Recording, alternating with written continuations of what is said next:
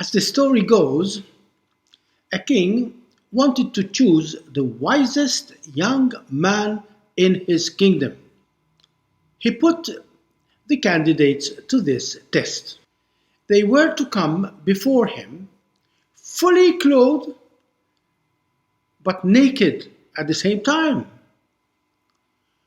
wearing shoes and barefooted at the same time, riding a donkey whilst walking at the same time. Those who succeed would become his counselors. Those who fail would be executed. One young contestant went to his elderly father in panic. Surely it is impossible to do two opposite things at the same time. The wise father gave his son some instructions, and the young man went back to the king completely naked, but wearing a full length fishing net covering him. He was wearing shoes, but they had no soles at all, allowing him to walk on his bare feet. And he went riding the foal of a donkey that was so short that the young man's feet could touch the ground. So he was walking and riding at the same time. Today's readings present the same challenge to us in real life.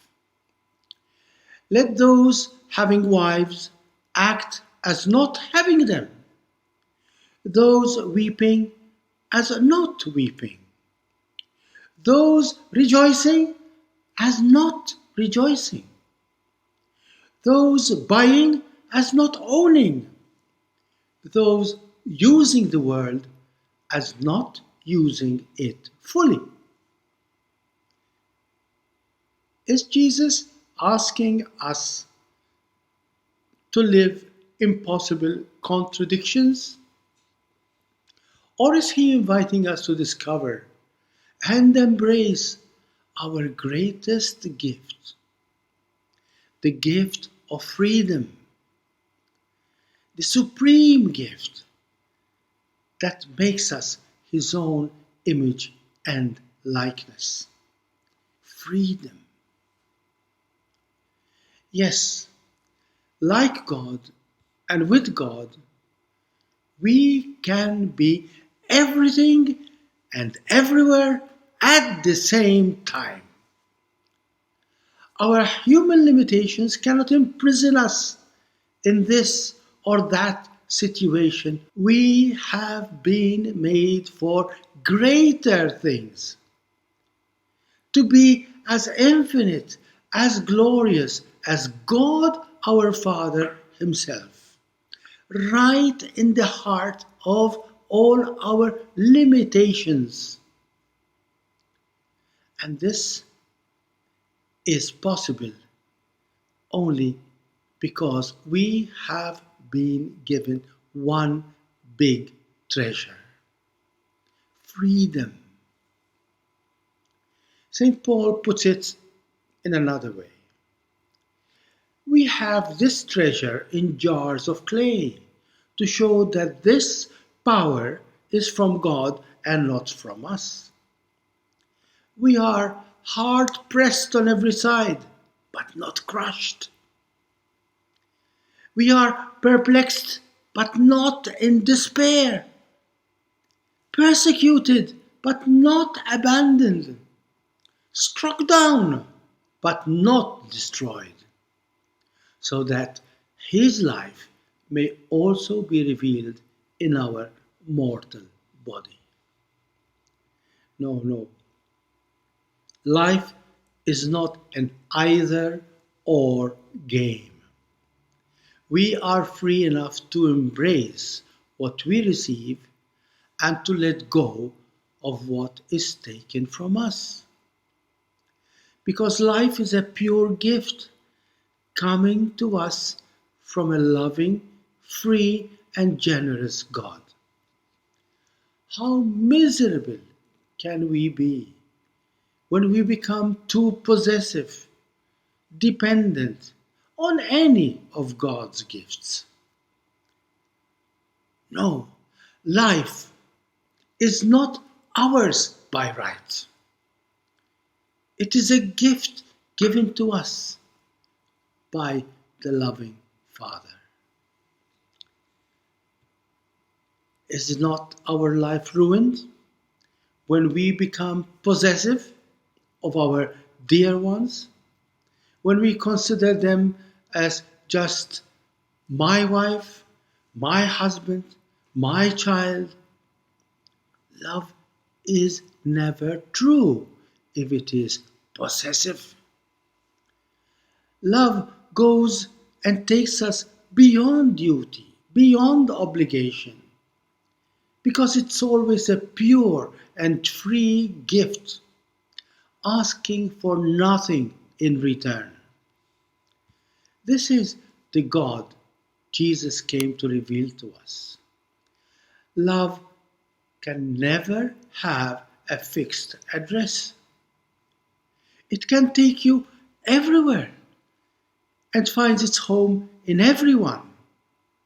It is pure freedom to live for and with the beloved without seeking anything in return.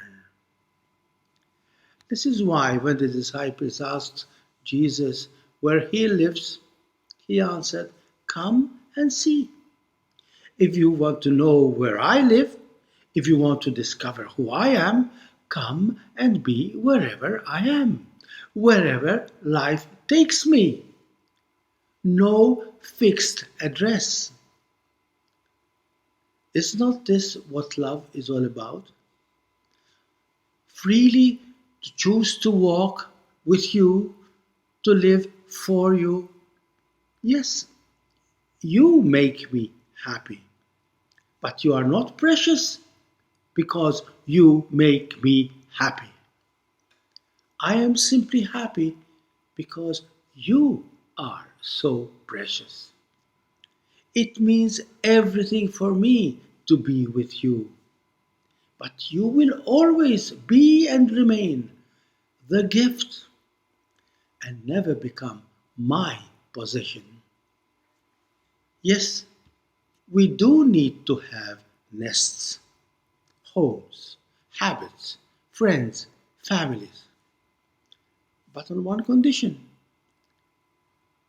that these nests remain places where we are born and from which we can fly, and not just places where we stay to die.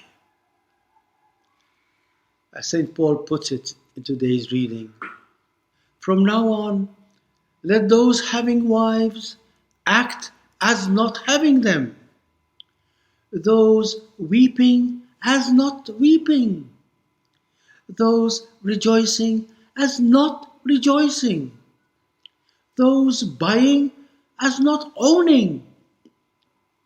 For the world in its present form is passing away.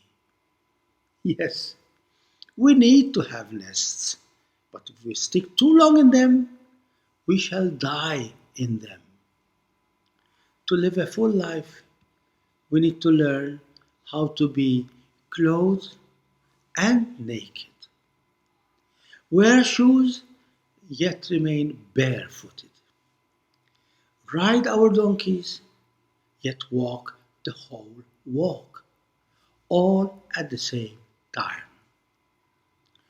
Homes, habits, friends, families, they are just like nests, places in which we are born and grow, but not places in which we die.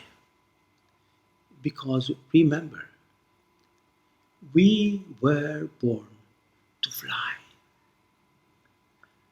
And if you want to learn how to fly, just make yours the words of Saint Francis. Make me a channel of your peace. Where there is hatred, let me bring your love.